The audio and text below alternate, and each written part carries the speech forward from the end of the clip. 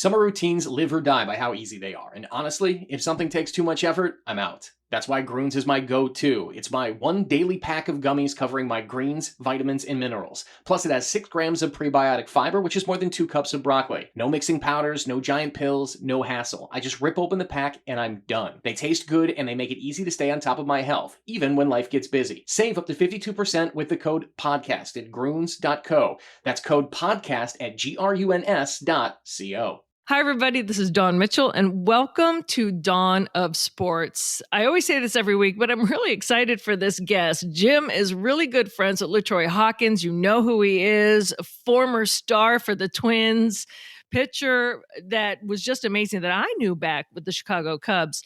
He not only has a new business, he also has a podcast, a Thick Skin podcast, but we're talking baseball. We're talking LaTroy and what he's doing now. And he's just one of those all-time good guys. And I kind of agree with USA Today's Bob Nightingale back in the day when he tried to get him in the Hall of Fame with a vote. If I could have a vote, get him in. I know he can't do it anymore, but I would love to have seen him in there with Joe Mauer. Anyway, we have LaTroy Hawkins, the Hawk, coming up with a really good interview and more. Stick around.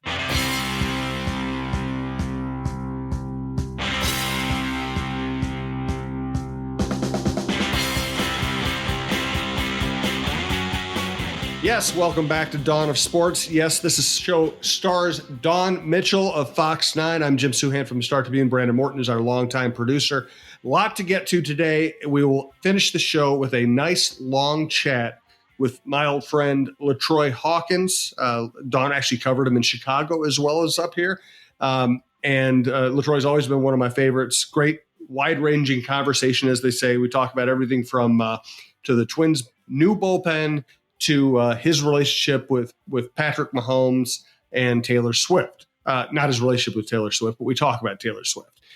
Great conversation with LaTroy, which is not surprising. But Dawn, for us today, let us start with Chris Finch. First of all, Yes. He came out to Head Flyer Brewing on Saturday for the John Krasinski show. NBA coaches don't do that. They don't come out to local podcasts, and they don't sit in front of fans at bars. Chris is just that kind of a guy. Very gracious of him. He was a blast. And then the next night, Sunday night, the Timberwolves win and send him to the All-Star game as the All-Star coach. I'm really happy for him. He's such a good guy. And as I wrote about in the Monday Star Tribune, it's been a bumpy last month. They haven't played as well as they did earlier. But we have to pull the camera back and remember, they're still on a historic plane here. They are still going. This is still going to be one of the great seasons in Timberwolves history. It's a likable team, and Finch deserves a lot of credit for all of that. Yeah, and I think fans need to remember that just because you're having a great season doesn't mean that it's infallible, that, there can't be bumps in the road, and sometimes when you face adversity during a good season, that's what gets you ready for the playoffs. When everyone's just kind of cruising through and they get to the playoffs, that's when you see you're just slammed in that first round. You're bounced, you're swept. So I don't see any of the tough road as a bad thing overall when they're playing good basketball. But when it comes to Chris, I was just so happy because, they clinched the best record in the West, right? Through games played so far through, let's say through the fourth or whatever's coming up. And they even have the tiebreaker scenarios. That's not an easy feat to do, especially when you're the Timberwolves, right? And to be the first head coach since I think Flip Saunders to get the All-Star game, that's just coaches, all they get is if they win, right? If they win the whole thing, great coach. It's hard to get these little nuggets of honor. And that really is one. So he's so cool. He's so chill, he's laid back, and to see that smile, that little kind of quirky smile on his face, when he gets that, I couldn't see his face on the podcast. So how was that when he was on the podcast? I mean, I think that was before he found out, right? Yeah, it was Saturday night, so he hadn't gotten it yet. He was just great. He likes talking about basketball. He's very human. He lives in Minneapolis and walks around and eats the same places I do. He's just, listen, I know a lot of people at a lot of levels in the Timberwolves organization, and everybody loves him. And you think back, listen, Tom Thibodeau is a really good coach. Right. And if you get Tom away from the arena, he's a really good guy. but he could not shut off his his competitive anger when he was in the building. So even though I know Tom's a good guy and everybody knows he's a good coach, he wore out his welcome incredibly fast, because he wasn't a very good general manager. The Butler deal killed him, but also because he built up no equity in the organization. Nobody wanted to be around him. And he's a good coach. Finch is the opposite. Finch, everybody loves Finch. Even my wife knows people in the organization, and they'll text and say, "Oh, Finch, he's such a good guy." So it's fun to see good people succeed. It's good that a nice guy isn't finishing last so far. You know what I mean? Yes. Yeah, absolutely. Hey, if you're new to Dawn of Sports, we have great guests. LaTroy this week. We've had everybody from Mark Rosen, Chad Greenway, Brian Robinson, Mike Tirico, Katie Storm, Andrea Yock, Julia Daniels, Laura Oakman. We've just had great guests throughout. Dawn gets almost all of them, and I really appreciate her efforts in that regard. Jack Jablonski is another one. It's been a blast to do the show. What we do is we start off the shows with talking about our favorite stories of the week. Then we have our interview at the end. We want to thank Rudy Luther Toyota for being such great supporters of women's sports and our women's sports shows at talknorth.com. Ready for a women-forward car dealership? Rudy Luther Toyota empowers their many women on staff in sales, management, and service. Whether you are looking for a new Toyota or pre-owned vehicle, Rudy Luther Toyota has something for everyone. Every vehicle comes with a Luther Advantage. 10 cents off fuel and car wash discounts at holiday stations, Luther Advantage warranty, and 5-day return policy on pre-owned vehicles. Located just 5 minutes west of downtown Minneapolis, off 394 and General Mills Boulevard. And they're also hiring. Want to join the team but don't know where to start? Visit rudyluthertoyota.com today. Also want to throw out just a plug for my favorite men's clothing store, Twill in the Edina Galleria. If anybody out there ever wants to shop for the man in your life, father, brother, husband, spouse, whatever, I highly recommend Twill. Check it out and tell Scott Dayton, the owner, that we sent you. Let's get on to now the Lynx. The Lynx have been, I'm writing about this week. They have gone through so many point guards since Lindsay Whalen retired. Whalen retired in 2018, and you knew it would be, they weren't going to get another Lindsay Whalen. She's one of the greatest to ever play the game. But you figured they'd kind of find somebody who could just play the position. And the sad thing is they found a lot of players who are good or talented or capable. And so often either they just didn't quite fit what Cheryl wanted, or they got hurt.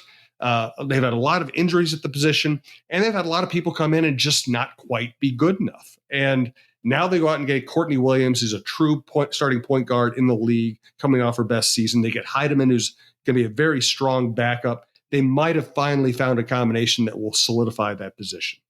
Yeah, and I think many fans are a little weary right now because there's just so many changes going on.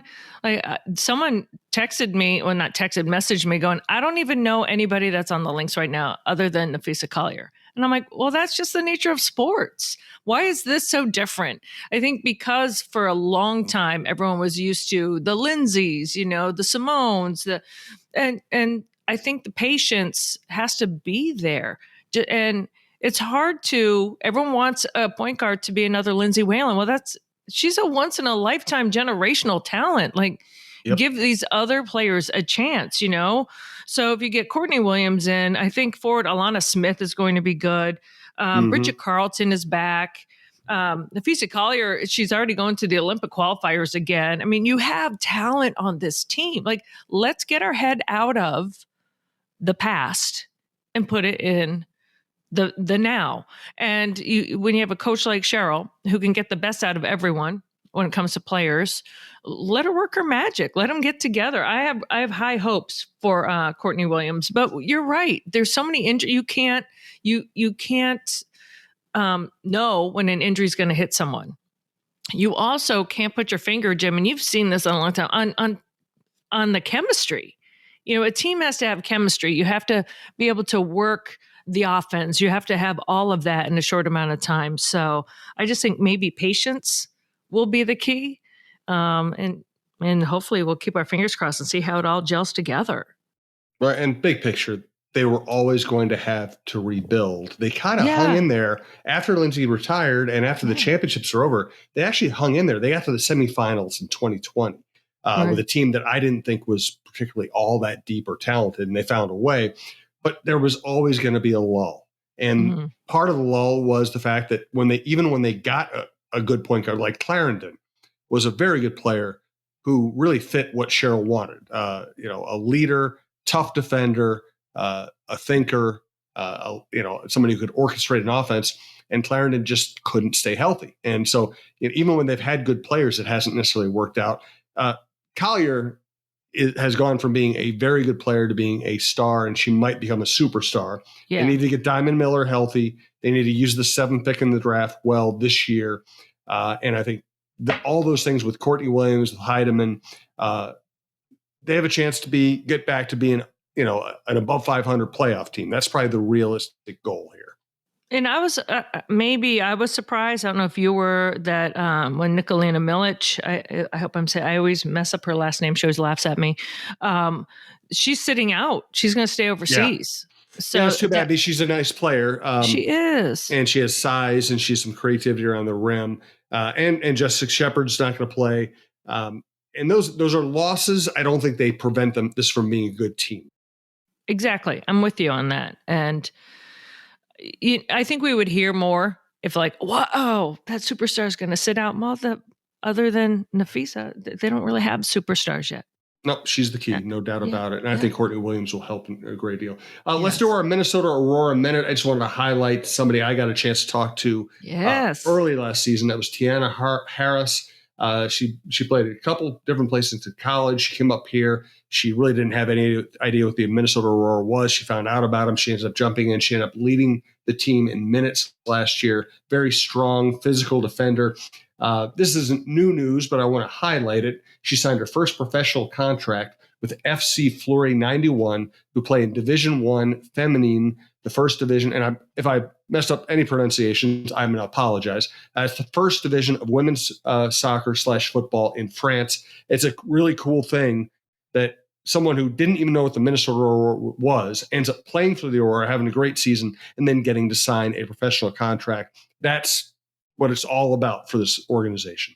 Well, especially so, I think she went over there last year. She was kind of thrown in there right at the end, and to be kind of thrown into it, and then to do so well, and for them to want her back. And I kind of follow her on Instagram, and I can't speak enough about her. You're absolutely right, Jim. She came in and she was a leader, and then she showed by example. I started my soccer career as a defenseman, and sometimes it's hard because it's usually always the midfielder or the superstar, or whatever that is. She established herself as the leader of that team, the vocal leader, and had a lot of people look up to her. And so then to take that next leap and go to France, and then to be so successful and sign this contract, it's I just hope it's one of many, because I think when we had Nicole on, didn't she say, I think she's got 5 or 6 women that have already gone pro. So I just think that that's fantastic and just leads into this a little bit more. And these women don't forget from whence they came. Right. Tiana is still what's going on with the Aurora? How can I help? Or what's going on? Checking in. So I think that that's kind of cool. Yeah, Tiana's a really cool person. Glad to see her having this success. All right, a couple more topics before we get to LaTroy. First, Super Bowl coming up. I'll just lead off. I'll say the things I've said on our football shows. I don't pick against Patrick Mahomes. I picked him in all 3 playoff games. I'm going to pick him to win the Super Bowl. I think the ability of Mahomes, Kelsey, Andy Reid, and Steve Spagnuolo to not only, Reid and Spagnuolo come up with great game plans. The game plan got them off to a really fast start against the Ravens last week. But they also have the ability, because of Mahomes, Kelsey, and the coaching, they have the ability to adapt so quickly if they need to change or adapt anything within a game.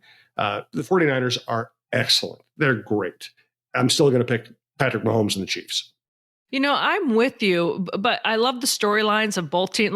This is how I view it. I'm like, I love the storylines of both teams going in, right? I wouldn't be upset if Brock Purdy continued this and did that. However, I also love the dynasty of Patrick Mahomes and the Kansas City Chiefs. And I think they just have, the experience, been there, done that.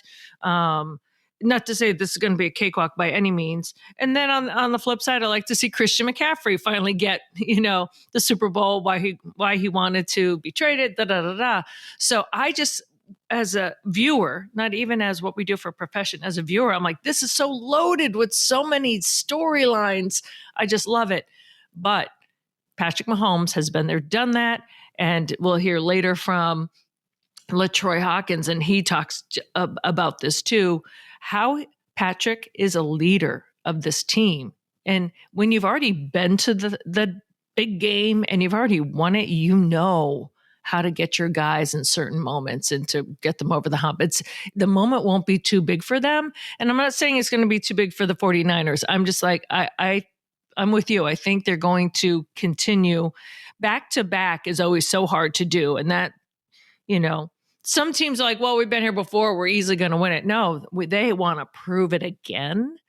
And also, just for an aside, I thought about this a couple of times. I'm like, wow, so Taylor Swift won a Grammy. What if Travis Kelce wins? So what a year for this couple, when they're old and gray, if they're still together. I'm like, remember that year when you won the Super Bowl and we were just dating and I got the Grammy the same year, coming off that Eras tour. I know that's weird, but that was just a little blip in my mind this morning. Like, that would be kind of cool on a weird tangent, not a football tangent. So, well, and we have more Swiftie and Mahomes talk coming up with LaTroy, who LaTroy is Patrick Mahomes' godfather. Let's wrap up this segment before we get to LaTroy. Do you have an FTG this week? My FTG is for a collective. It is for the collective group of people that are against the whole Travis and Taylor. Like, a part of me is happy for the Super Bowl to kind of happen so I don't have to hear it anymore. Just the vitriol. But on the flip side, there's so many people saying if this affects you so much, or also your young daughters, like Taylor Swift doesn't care what you're saying about her, but your daughters are listening. Right. So it's the FTG for the collective of the people who are talking. Like, really, if that affects you as a person, that you're so angry about people you don't even know, what example are you showing to the young girls and young boys that are watching it? Like, oh, okay, a woman shouldn't express herself. So FTG to that group. Well, you took my FTG, so I'm just going to agree with you, and we will talk more about that with LaTroy Hawkins, who is very good on the subject as well. So, hey, for right now, I want to let you know, if you like this show, if you like any show at TalkNorth.com, we got Krasinski, we got Russo, we got Jeff Diamond's been great on the Vikings salary cap machinations and how they're going to put it all together. We have the Viking Update show. We've just got a lot of good stuff. If you like a show at TalkNorth.com, please subscribe to your favorite podcast app. It's free. It's the easiest way to listen. And now we're going to talk to another podcaster. LaTroy Hawkins has started a podcast with his old friend, Jock Jones. Dawn and I are going to chat with him about it. Hey, thanks to everybody for listening. Enjoy LaTroy. As promised, today's special guest, LaTroy Hawkins, special assistant to baseball operations, still very involved with the Twins. And now has started a new podcast with another one of my old favorites when I cover the Twins, Jock Jones. It's great to hear your voices together. You're getting great guests, of course. So, LaTroy, just start off, catch us up with everything going on in your life and the new podcast. Ooh, everything that's going on. First of all, thank you guys for having me. I appreciate being on. It's always a pleasure when you can get to talk to old friends, Jim. Yes, sir. Always a pleasure. What's going on in my life? Man, I thought I retired 8 years ago. I stayed at home for a year. Then I took the special assistant job with the Twins and started doing, probably about 30 games on a broadcast. It started off as Fox. Now it's Bally's. Well, now we don't know who it's going to be. But I'm doing that. Just going around our organization, helping out pitchers. from the Dominican all the way up to the major leagues. And when I say helping out, a lot of it doesn't have to do with working on the mechanics or the pitch design and all that stuff. We got enough computers that can do that. For me, it's mostly from the neck up. From the neck up for me, just helping them understand about what it takes to be a pro, mindset when you're on the mound, different ways to attack hitters and things like that. So that's predominantly my job when I say special assistant to baseball operations. Life, my daughter's a senior in college. Wife's doing her thing with her nonprofit, Find One Reason to Smile. And which I love. That's a great name for a great organization.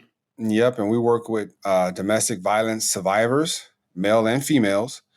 And recently, Jock Jones, another former Twin, and I decided to, neither one of us are really big talkers. So when Jock came to me and asked me, like, hey, he would like to do a podcast, I told him, I said, hey, I worked for TuneIn Radio. TuneIn at one time in 2016. I was like, I know some great producers.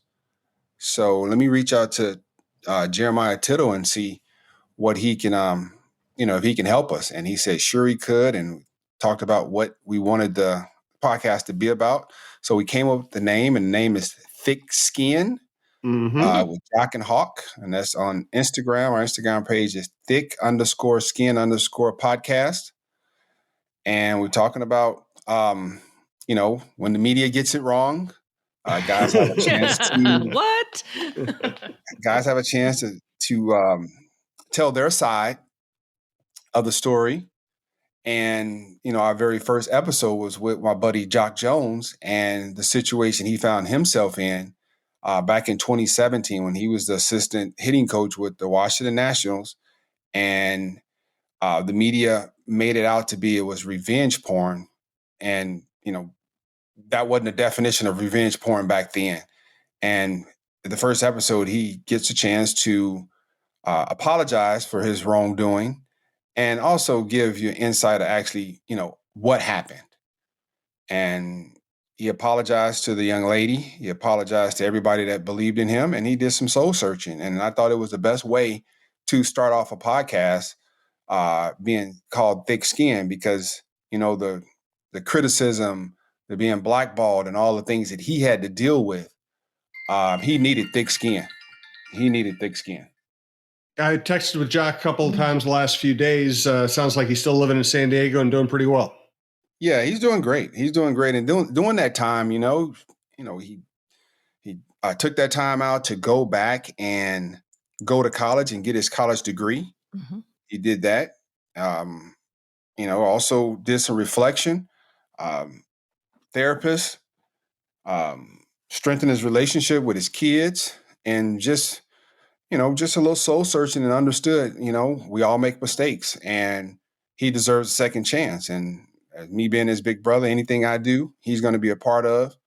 And the people that I'm saying I'm a part of, they say no, we're going to keep, pushing at it until they say yes. LaTroy, it was great for me. I reconnected with Jock. We're friends on Facebook, and he was very, this is maybe 5-8 years ago. And he was like, wait a minute, I know you, like, refresh my memory. Cause he was a little standoffish, like, who is this? And the funny story is, when I moved to Minnesota, I got his old apartment. So I was getting his mail. So I'd be like, I go to the Twins and I'm like, hey, Jock, just aside from all the other media. And I said, I think I have your mail. And he's like, what? He goes, any paychecks in there? And I'm like, no, unfortunately, no paychecks. But I said, yeah. So I told him where I was living. He goes, yes. Oh my gosh. So we'd always laugh about that.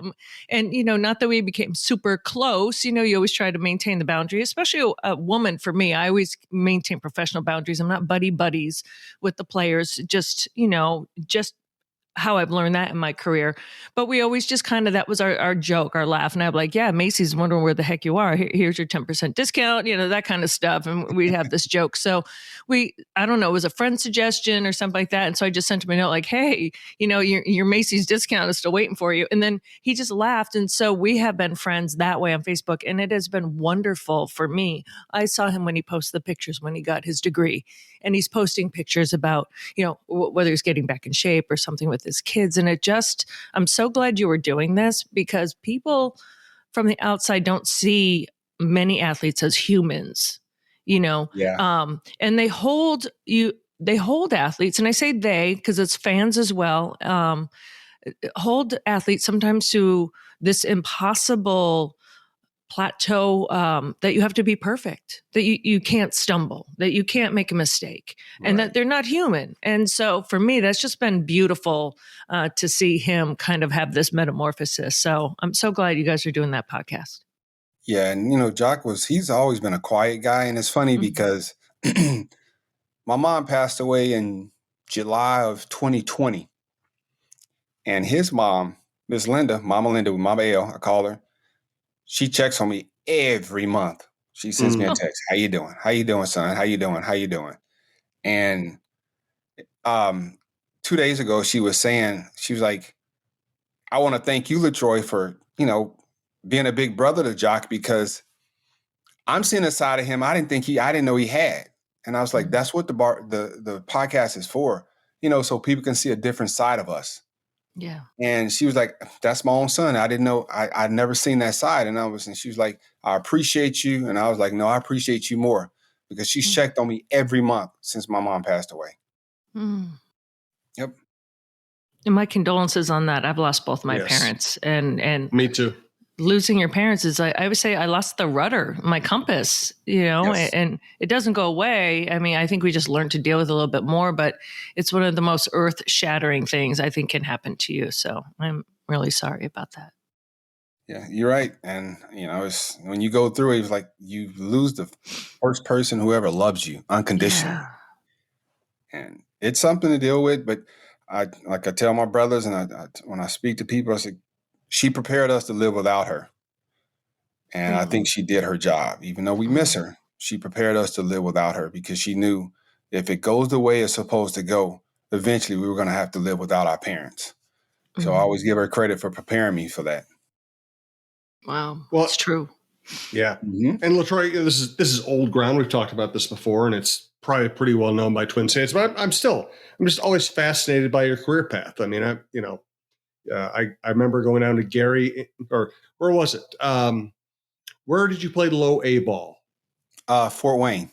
Fort Wayne, that's right. I went down to Fort Wayne when you were top prospect and dominating that league, and chatted with you. That was the first time I met you. And then I saw you go through everything you went through to make it and to establish yourself as a big league pitcher. And then, the highlight for Twins fans was you standing on the mound throwing 100 or whatever in Oakland during a playoff game. And, nobody could have predicted what would come next, that you'd end up pitching for like 50 teams and pitching for 40 years and staying around the big leagues forever. You talk about your mom. What was she the inspiration, or was there somebody in your life who helped you have the kind of perseverance you needed to have the kind of career you had? You know what, Jim? It all goes back to my mom and my grandmother and my grandfather. My grandfather worked in a steel mill for 38 years. My mom was a single mom raising 3 boys. I'll never say she did it by herself, because we had a whole village. My grandmother Lee, my mom's mom, my aunts, it was just, we were a tight-knit family. We didn't have a lot, but, just seeing all the people in our family, how resilient the people around me were. Growing up in a blue-collar city like Gary, Indiana, you have to be tough. If you don't, you're going to get taken advantage of. Things that will get under the skin or rattle or throw, a normal person, a regular person off compass. Those things wasn't able to throw me off compass when I was on my journey through the minor leagues to try to get to the big leagues and being able to stay in the big leagues.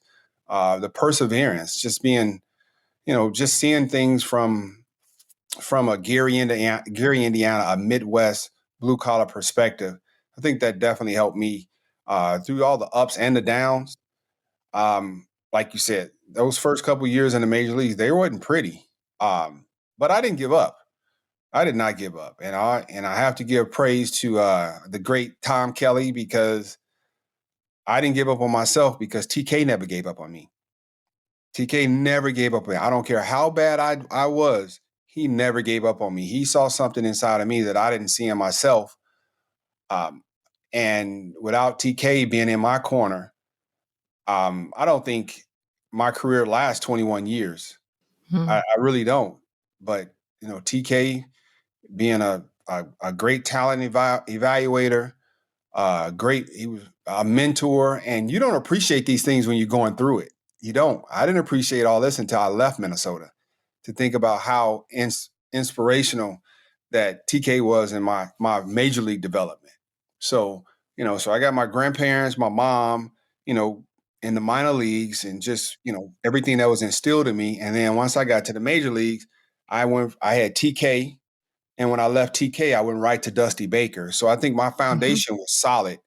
Wow. I had a solid foundation. I tell you what, TK and Dusty Baker, that's quite a combination. The first two big league managers? Yes, indeed, Jim. Man. Well, LaTroy, you don't remember, but I was with you. I covered you in 2004 when you were with the Cubs. And then I came here in November of 2004. And Dusty Baker and I witnessed your immaculate inning, covered that game where you struck out 9 pitchers versus the Marlins. I will never forget that day because I was thinking, I kind of got the chills when you said your podcast was named Thick Skin Podcast, because in that one season, I saw how you were riding high, and justifiably so, because you're pitching so well. And then how Cubs fans booed you, and how I would say the Chicago media got on you. And I was thinking, are you kidding me? Like how the roller coaster went that year. But I have to tell you, to me, and I was just like the young girl. I just had, I've been in Chicago maybe for almost 5 years at that point. But I'd never seen Cubs fans, especially because they hadn't won anything, turn on someone so fast. But you were always the epitome of class. And you were one of my favorite, players. I was always in the scrum. I was at CLTV.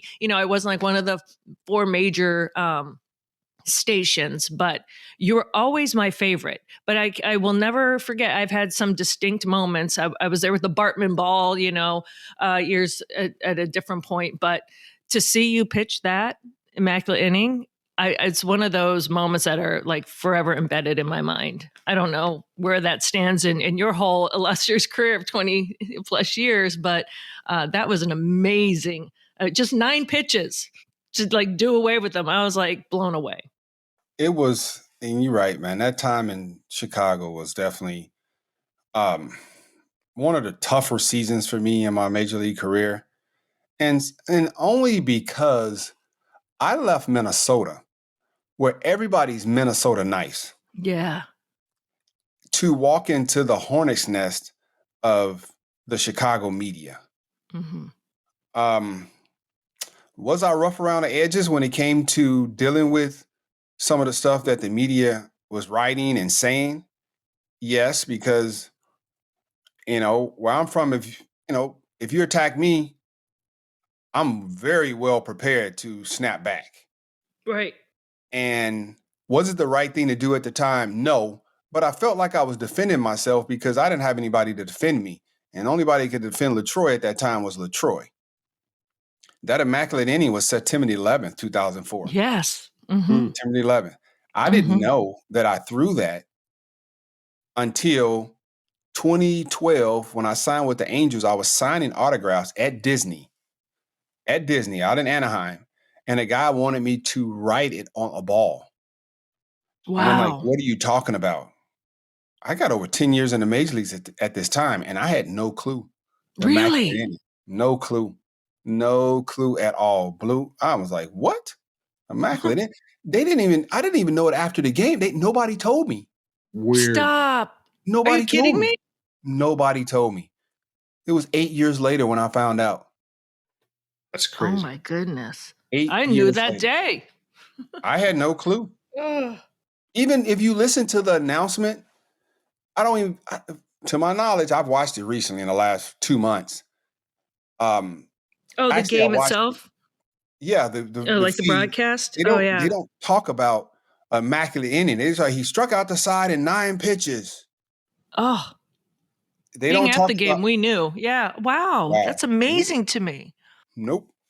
So I had no clue. After the game, not one reporter um, brought it to my knowledge. But I look at it this way too, because when I did well in the city, nobody talked to us, the bullpen. When you do bad, it's the only time they talk to you. Right. And I always thought that thought process for me was so butt backwards. Uh-huh. And if you're gonna be in the player's face when he does bad, you have to be in his face asking him what was his thought process when he was successful. And they Mm-hmm. never did that. They didn't do it often enough. I won't say they never. They didn't do it often enough.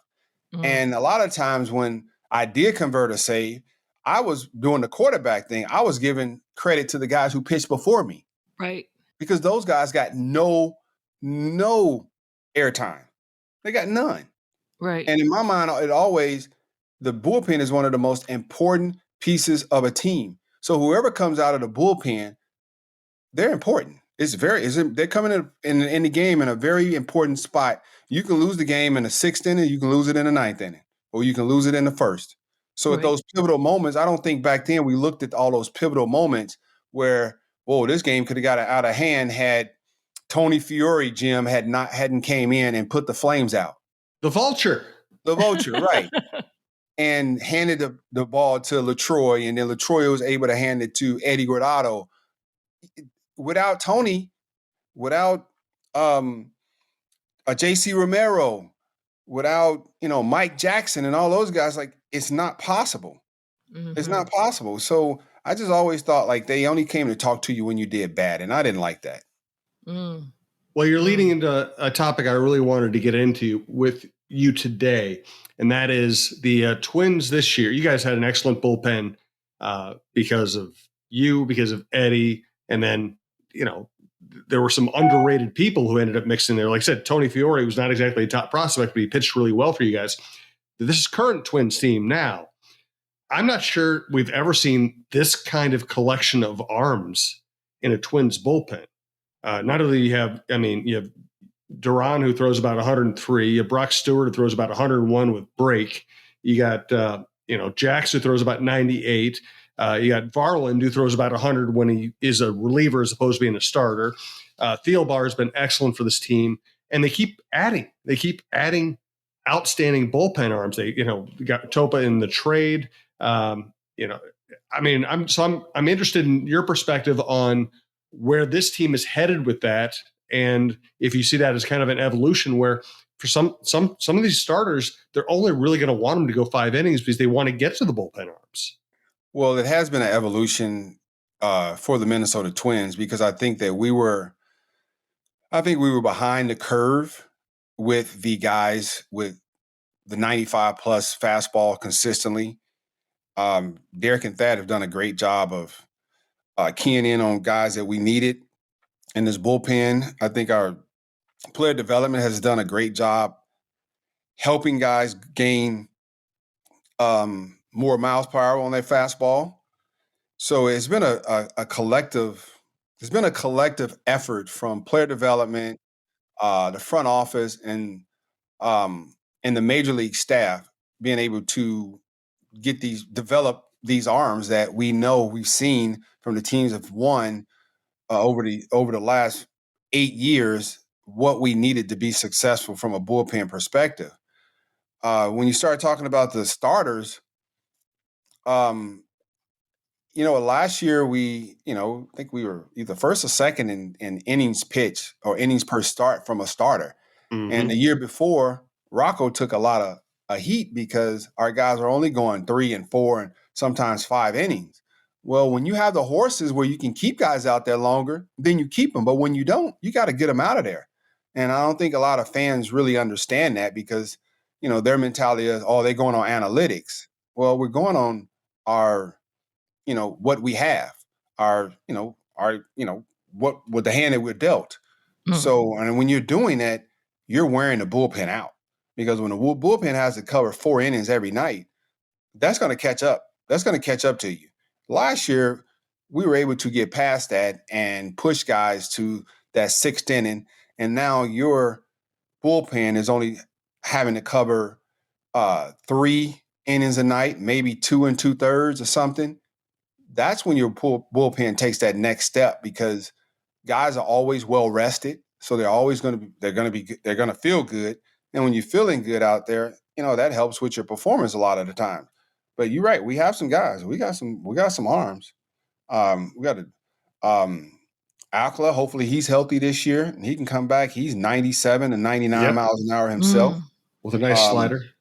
Yeah. Good slider. And we got Griffin Jacks, who's, he was a starter. His fastball has ticked up over the last couple years, and with his slider and his sweeper, he's learned that pitch. He's added to his repertoire. Now it makes him that much more dangerous coming out of the bullpen. Like you said, we brought in Topa. Topa had a great year last year. 75 appearances, I think. I mean, that's a lot of appearances in 2023. Mm-hmm. Not many guys coming out of the bullpen is throwing that many innings. Yeah. Having that many appearances. And we just brought on Stallman. He throws hard.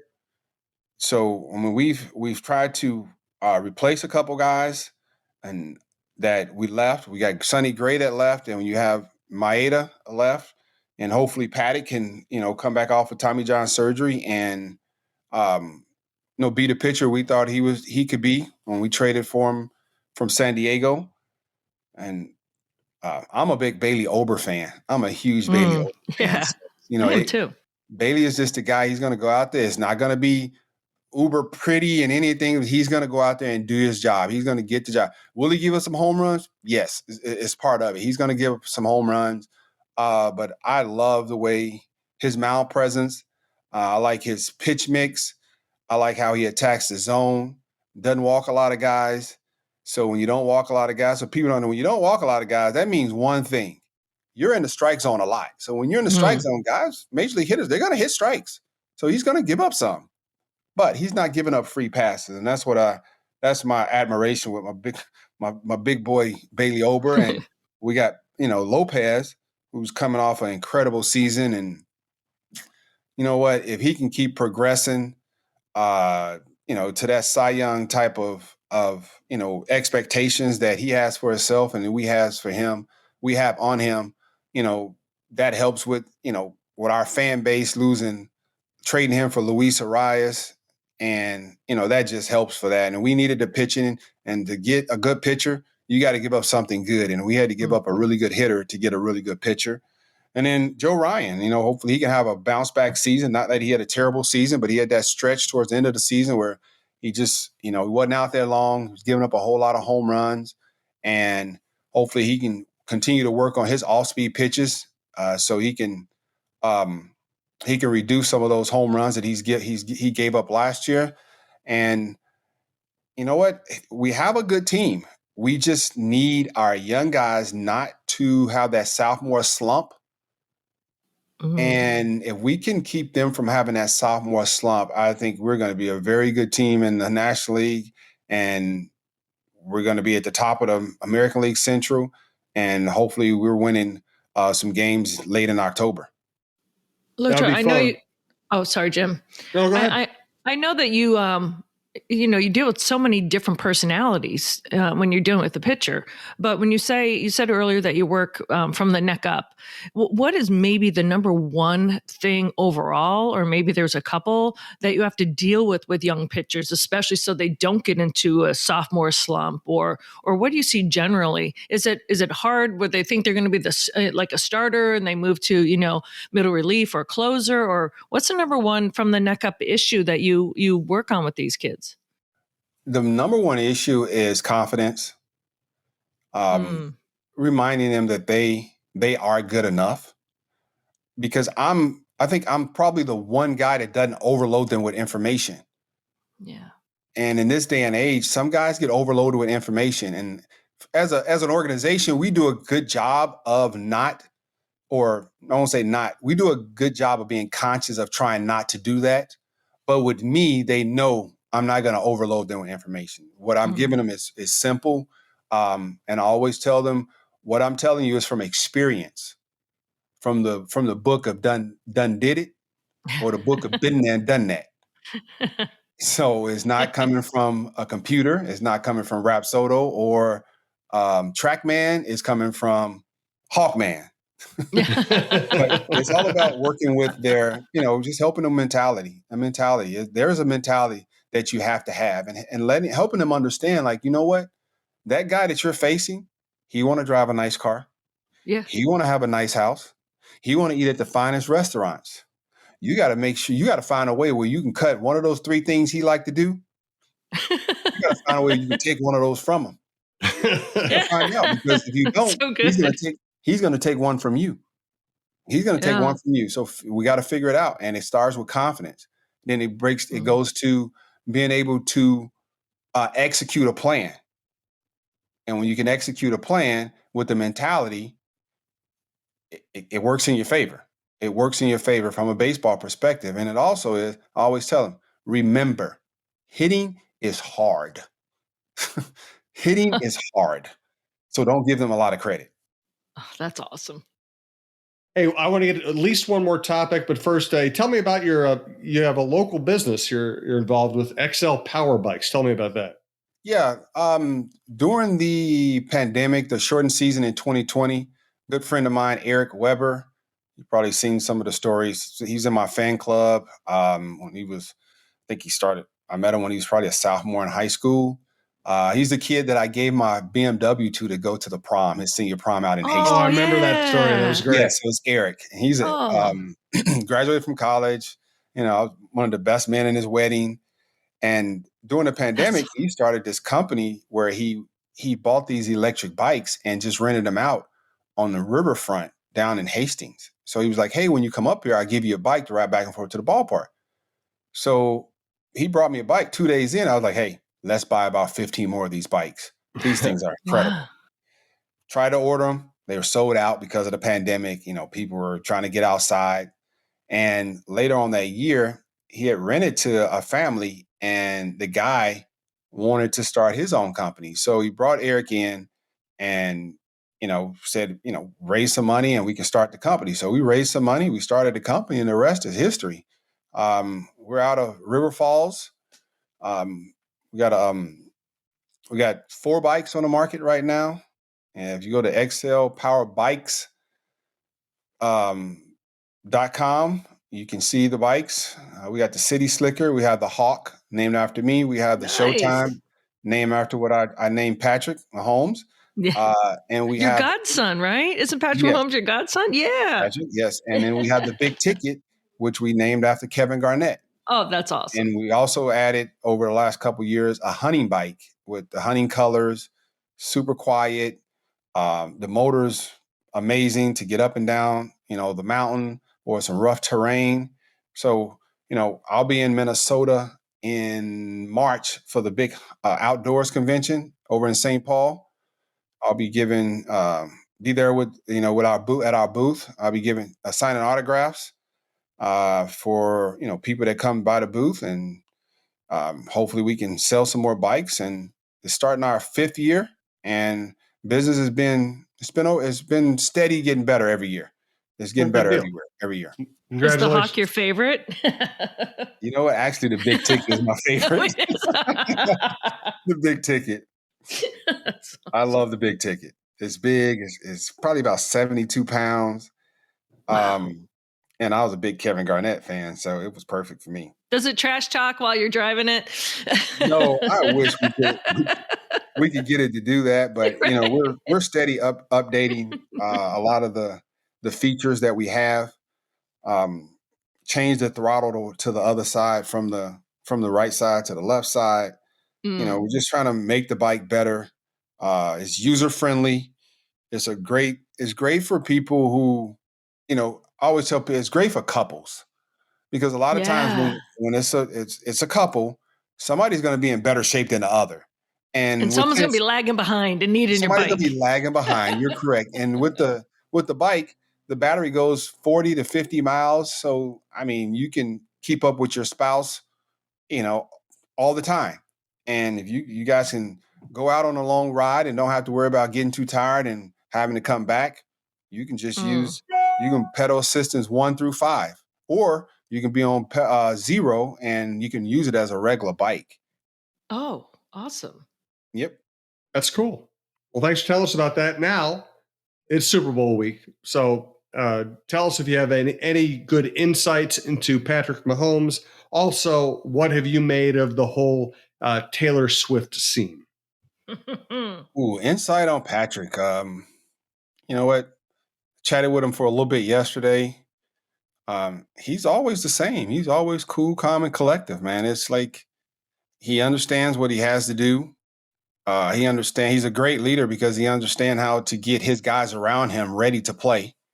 But you know what? It's the Super Bowl. Anything can happen.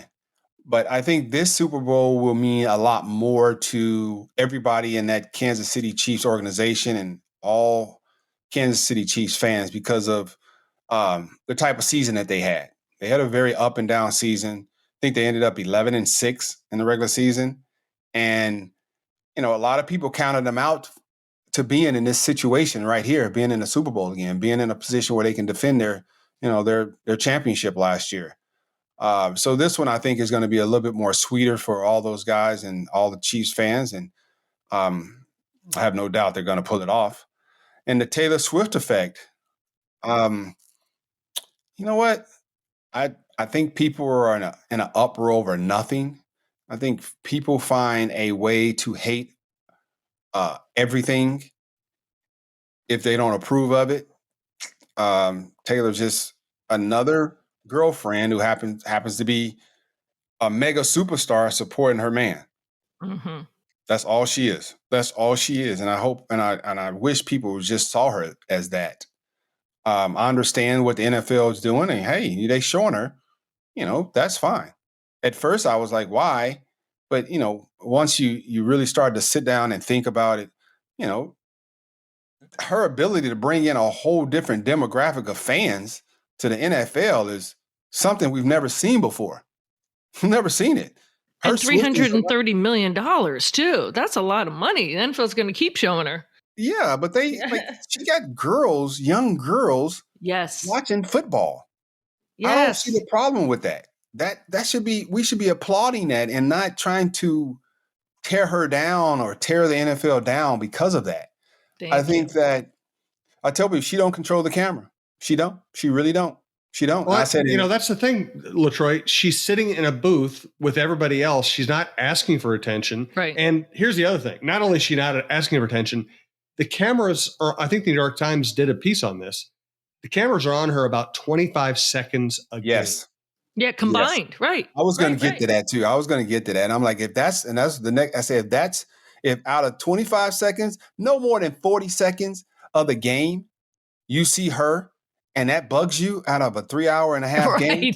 Right. I think you need to check yourself. You really need to check yourself. And we've said it before. We've said it before on this podcast too. I mean, I just think, first of all, I think most people either like Taylor Swift or just don't care. It's just not a big deal to them. I think it's a very small minority, but it's a very vocal minority. And it's people who are misogynists or they're afraid of powerful women or whatever. Because Taylor Swift has never done anything in her life to invite criticism. Well, and we had said this just like you, Troy, that at the beginning, when we weren't sure if it was a publicity stunt, like, does she really like him? What is this for? And we're like, well, what's going on here? And then when we realized these are just two people that are trying to date each other in a high-powered, careers, both of them. And Jim, I even said this on this podcast. Remember, Jim, like, I've changed my tune. Like, they're actually dating. Who cares? Like, this is fun. Let it live out. My photographer has a young girl, and he's like, I love it. For the first time ever, she's watching football with me on Sunday. She's watching it. That's the effect.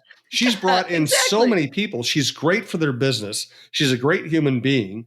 And she's not, the thing I always said was Travis Kelce doesn't need more attention. Taylor Swift doesn't need more attention. There was never any reason for them to manufacture this. Great way to look at it, Jim. Right. They don't need more attention. She happens to be a billionaire and he happens to be a millionaire, and they're both superstars in their respective field.